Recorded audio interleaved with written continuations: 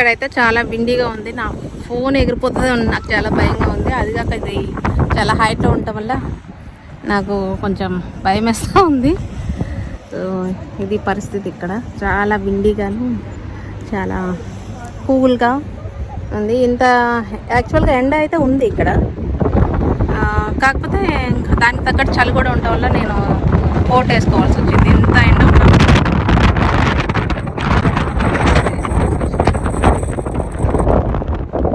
చూడండి నా జుట్టు ఎలా వెళ్ళిపోతుంది. ఈరోజు గాలి ఎంత తీవ్రంగా ఉందంటే ఈ గాలిలో ఎగురుకుంటూ ఫ్రీగా నేను ఇండియాకి వెళ్ళిపోవచ్చు అన్నమాట, అంతలా ఉంది. సో ఇంకొక ముఖ్యమైన విషయం ఏంటంటే గాలి నా జుట్టుని చెదగొట్టడాన్ని మీరు అస్సలు పట్టించుకోవద్దని నా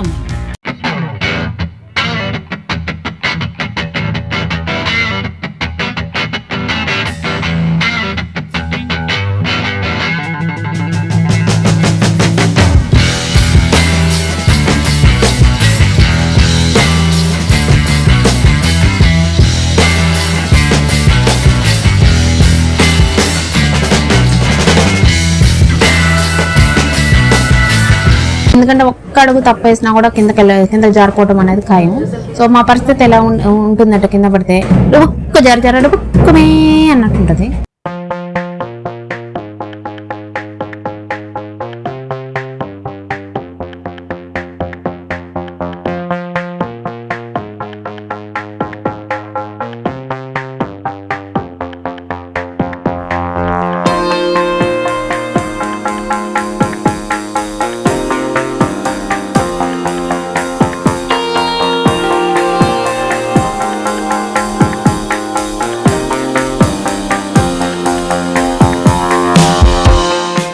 హే బ్యూటిఫుల్ పీపుల్, ఎలా ఉన్నారు మీరు అందరూ?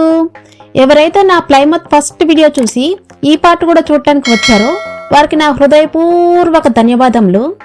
ఈ ప్లైమత్ యొక్క మరొక ఎపిసోడ్కి తిరిగి స్వాగతం, సుస్వాగతం. ఈరోజు నేను మరిన్ని చమత్కారమైన వాస్తవాలు, ఉత్కంఠభరితమైన సీన్స్, బ్రీత్ టేకింగ్ వ్యూస్ చూపించడానికి నేను సిద్ధం. మరి మీరు కూడా నాతో పాటు సిద్ధమా? ఈ స్థలంలో సముద్రపు దొంగల కంటే ఎక్కువ కథనాలు ఉన్నాయని మీకు తెలుసా? కొన్ని రహస్యాలను త్రవ్వి గత కథనాలను నెమరు వేసుకుందాం రండి. సో మనం ఇప్పుడు ఈ స్మీటన్ టవర్స్ కథ తెలుసుకుందామా? సముద్రపు దొంగల మీసం కంటే ఇంకా మెల్లెరిగిన కథ లాంటి కథ ఈ స్మీటన్ టవర్స్ కథ. ఒకప్పుడు భూమి మీద చాలా దూరంలో ఉన్న, హలో మాస్టరు మరీ అంత దూరం వెళ్ళకండి, ఇక్కడ ఈ ప్లైమత్ తీరంలోనే ఉండండి. సో ఈ ప్లైమత్ తీరంలోనే మరెక్కడా లేని విధంగా ఒక లైట్ హౌస్ ఉంది. దాని పేరే ఈ స్మీటన్ టవర్స్. ఇప్పుడు ఈ లైట్ హౌస్కి పూర్వమున్నంత పేరైతే ఇప్పుడైతే లేదు. దీనికి కొంచెం ఇప్పుడు గుర్తింపు సంక్షోభం ఉంది. ఐడెంటిటీ క్రైసిస్ అంటారు కదా, అది. ఇది నిజ జీవితంలో హీరోగా తన నిజ జీవితాన్ని ప్రారంభించి చాలా ఎత్తుగా ఉండి నిలబడి ప్రమాదకరమైన జలాల గుండా ఓడలను సురక్షితంగా నడిపిస్తుంది. సో ఈ ఎడ్డీ స్టోన్ రాక్స్ అనేవి 22 కిలోమీటర్స్ ప్లైమౌత్కి సౌత్ వెస్ట్లో ఉంటాయి. ఈ ఎడ్డీ స్టోన్స్కి రాగానే షిప్స్ అన్నీ కూడా ఆ రాక్స్కి తగిలి ధ్వంసం అయ్యాయి. సో దానికోసం ఒక లైట్ హౌస్ కట్టాలని నిర్ణయించుకుంటారు అధికారులు. సో అలా ఒక లైట్ హౌస్ కట్టారు. సో అన్నీ ఒకే విధంగా కథలన్నీ సాఫీకి జరిగిపోతే మనం చెప్పుకోవాల్సిన అవసరం ఏముంది? నేను ముందరనే చెప్పా కదా, కొన్ని రహస్యాలను త్రవ్వి గత కథనాలను నెమరు వేసుకుందామని. సో ఈ స్మీటన్ టవర్స్ కథలో కూడా ఒక ట్విస్ట్ ఉంది. ఈ కథలో ట్విస్ట్ ఏంటంటే అది అప్గ్రేడ్ చేయడానికి సమయం ఆసన్నమైందని అధికారులు నిర్ణయిస్తారు. ఆధునిక నౌకలకు ఈ ఓల్డ్ స్మీటన్ టవర్స్ కొంచెం చిన్నదిగా ఉంది అని. కాబట్టి వారు ఈ వీక్ లైట్ హౌస్ని ఇటుక మీద ఇటుక లేకుండా కాలుస్తారు. కానీ భయపడకండి, ఈ మన లైట్ హౌస్ హీరో పోరాటం లేకుండా దిగిపోడు. ఆశ యొక్క మెరుపుతో అది శిథిలాల నుండి పైకి లేచి, నేను స్మీటన్ టవర్స్ని, నన్ను ఎవరు మర్చిపోకూడదు అని గట్టిగా అరిచింది. అందువల్లనేమో దాని అరుపులు అధికారుల అరుపు కన్నా ఎక్కువగా ధ్వనించాయి. సో శిథిలాల నుండి బూడిద నుండి పైకి లేచిన ఫీనిక్స్ లాగా పెద్దదిగా మరియు వెనుగ్గా దాన్ని పునర్నిర్మించాలని నిర్ణయిస్తారు అధికారులు. సో అలా స్మీటన్ టవర్స్ పునర్జన్మ పొందింది. ఒకటి కాదు, ఈసారి నిర్మించింది 2 టవర్స్ అన్నమాట. సో లైట్ హౌస్ ట్విన్స్ అన్నట్టుగా 2 నిర్మిస్తారు. కానీ అద్దం సముద్రంపై ఉన్న తలతలా మెరిసే అద్దం లాగా వారిద్దరిలో ఎవరు బెస్ట్ లైట్ హౌస్ అంటే దానికి సమాధానం నిజానికి వారిద్దరు వాస్తవంగా. ఎందుకంటే కవలలు ఎప్పుడు సమానంగా అద్భుతంగా ఉంటారు కాబట్టి. ఇప్పుడు ఈ 2 లైట్ హౌస్లను ఎందుకు ఉంచాలి అని మీరే ఆశ్చర్యపోవచ్చు. మీరే కాదండి, నేను కూడా ఆశ్చర్యపోయాను దీని కథ తెలుసుకున్నప్పుడు. ఇది ఎందుకంటే ఇది జస్ట్ ఇన్ కేస్, అంటే ఒకవేళ అలా అయితే, అంటే ఒకరు దాని కాంతిని ప్రకాశిస్తూ అలసిపోతే మరొకరు అడుగుపెట్టి భయపడకుండా ఓడలు, నేను మీ వెనుక వచ్చాను, మీరు నిశ్చింతగా ఉండండి అని చెప్పడానికి. కాబట్టి ఈ 2 టవర్లు పక్క పక్కనే నిలబడి ప్రయాణిస్తున్న ఓడలను చూస్తూ తమ డ్యాన్స్ లైట్ హౌస్ మూవ్లను ప్రదర్శించేవి. ఆ డ్యాన్స్ లైట్ హౌస్ మూవ్మెంట్స్ ఎలా ఉండేవంటే బీకన్ బుగిల్ మరియు తిరిగే రాక్ అండ్ రోల్ బార్బీ బొమ్మలాగా అందంగా తన లైట్లతో అద్భుతమైన డాన్స్ను ప్రదర్శించేవి. ఆ అద్భుతమైన డాన్స్ను చూడటానికి నావికులు రకరకాల చోట్ల నుండి వచ్చేవాళ్ళు. వాళ్ళు ఆ డాన్స్ని చూసి నవ్వకుండా ఉండేది, అంత ఫన్నీగా ఎంటర్టైన్మెంట్గా ఉండేవన్నమాట. అయితే కథలో ఇక్కడే ట్విస్ట్ ఉంది. సమయం గడిచే కొద్దికి టవర్లలో ఒకటి, అరే నాకు లైమ్ లైట్ వచ్చింది, నేను రిటైర్ అవుతున్నాను అని చెప్పేసి తన జంట అయిన ఇంకోటి టవర్స్తో చెప్పింది. సో చెప్పి ఇంకా అదేవిధంగా అది స్పాట్ లైట్ నుంచి మసకబారుతుంది. దాని జంట అయిన ఇంకొక టవరు గతంలో కంటే ప్రకాశవంతంగా ప్రకాశిస్తుంది. సో 1 నుండి 2 వరకు వెళ్ళిన లైట్ హౌజెస్, మళ్ళీ 2 నుంచి 1 వరకు వచ్చిన లైట్ హౌజెస్ ఎవరో చూడనట్టు డ్యాన్స్ చేసి పదవీ విరమణ సమయంలో కూడా అతి ప్రకాశవంతంగా ప్రకాశించి రిటైర్ అవుతుంది. సో అలానే మనం కూడా మన జీవితంలో ఎప్పుడు ఏ స్టేజ్లో ఉన్నా కూడా ఎప్పటికీ ఇతరులకు మార్గదర్శకంగా ఉండగలం. ఇక్కడైతే చాలా విండీగా ఉంది, నా ఫోన్ ఎగిరిపోతుంది, నాకు చాలా భయంగా ఉంది. అది కాక ఇది చాలా హైట్లో ఉండటం వల్ల నాకు కొంచెం భయం వేస్తూ ఉంది. సో ఇది పరిస్థితి, ఇక్కడ చాలా విండీగాను చాలా కూల్గా ఉంది. ఇంత యాక్చువల్గా ఎండ అయితే ఉంది ఇక్కడ, కాకపోతే దానికి తగ్గట్టు చలి కూడా ఉండటం వల్ల నేను కోట్ వేసుకోవాల్సి వచ్చింది. ఇంత ఎండ ఉండడం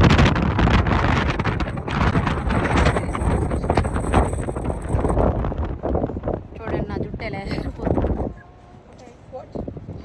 ఈరోజు గాలి ఎంత తీవ్రంగా ఉందంటే ఈ గాలిలో ఎగురుకుంటూ ఫ్రీగా నేను ఇండియాకి వెళ్ళిపోవచ్చు అన్నమాట, అంతలా ఉంది.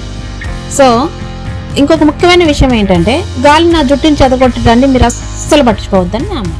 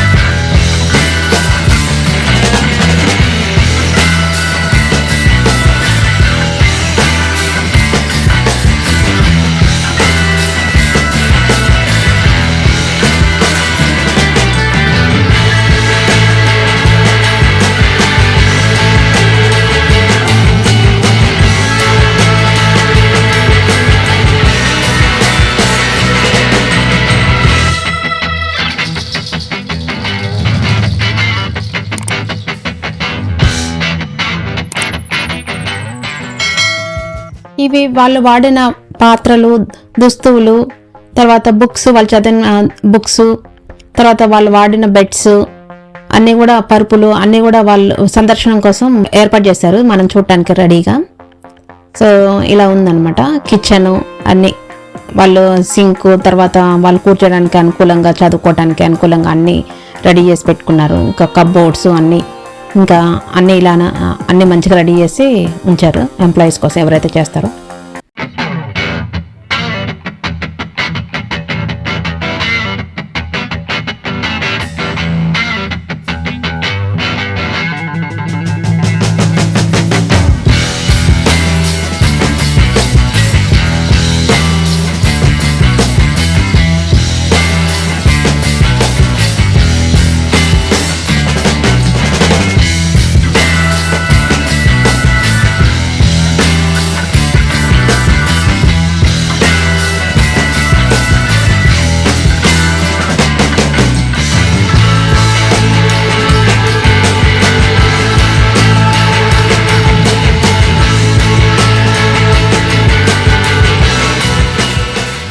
ఇక్కడైతే స్మీటన్ టవర్స్ స్టోరీ అయితే ఉంది. స్టోరీ అంటే ఎవరు కట్టించారు ఏంటి అని చెప్పేసి, ఎప్పటి నుంచి స్టార్ట్ చేశారు, ఎన్ని సంవత్సరాలకు అయిపోయింది మొత్తం కూడా ఉంది.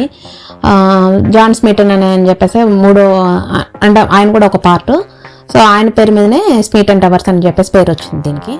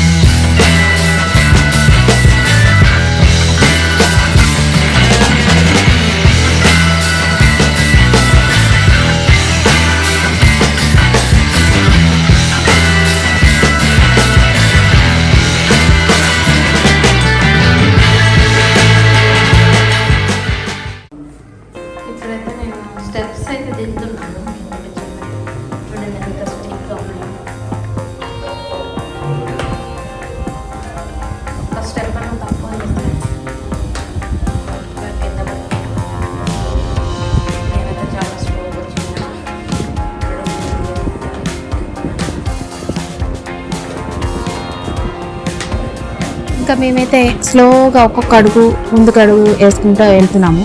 ఎందుకంటే ఒక్క అడుగు తప్పు వేసినా కూడా కింద జారిపోవడం అనేది ఖాయం. సో మా పరిస్థితి ఎలా ఉంటుందంటే, కింద పడితే ఒక్క ఒక్కమే అన్నట్టు ఉంటుంది. సో అందుకని చాలా జాగ్రత్తగా చిన్నగా ఒక్కొక్క అడుగు వేసుకుంటూ. ఈ బుడ్డోడు ఫ్యామిలీ భలేగుంది కదా. అరే బుడ్డోడా, నాకే ఎక్కడానికి కష్టమైతే నువ్వేలా ఎక్కుతావురా? వెళ్తా ఉన్నావు. సో అలా బయటకైతే వచ్చేసాము స్మీటన్ టవర్స్ నుంచి. సో బయటికి రంగులని ఇలా ఉంది. సో వాళ్ళిద్దరూ, మా హస్బెండ్ అండ్ మా పాప ఇద్దరు జాన్ జిగిరి దోస్తులు, ఎక్కడికి వెళ్ళినా కూడా కలిసే వెళ్తారు. సో నా పనల్లా కూడా నేను వాళ్ళ వెనకమాల పడి అన్ని వీడియోస్ అన్ని క్యాప్చర్ చేసి వాళ్ళ వెనకమాల వెళ్తూ ఉంటాను.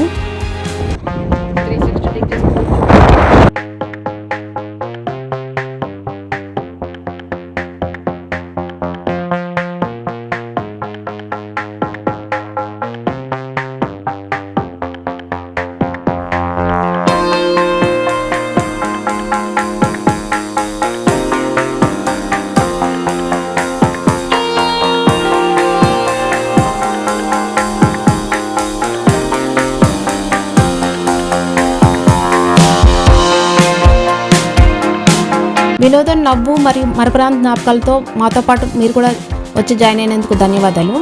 మీరు ఈ బ్లాగ్ని ఆస్వాదించినట్లయితే ఆ లైక్ బటన్ నొక్కటం మాత్రం మర్చిపోవద్దు. యూకేలో మీ డ్రీమీ పిల్ల ఛానల్ని సబ్స్క్రైబ్ చేసి నోటిఫికేషన్ బెల్ని మోగించండి.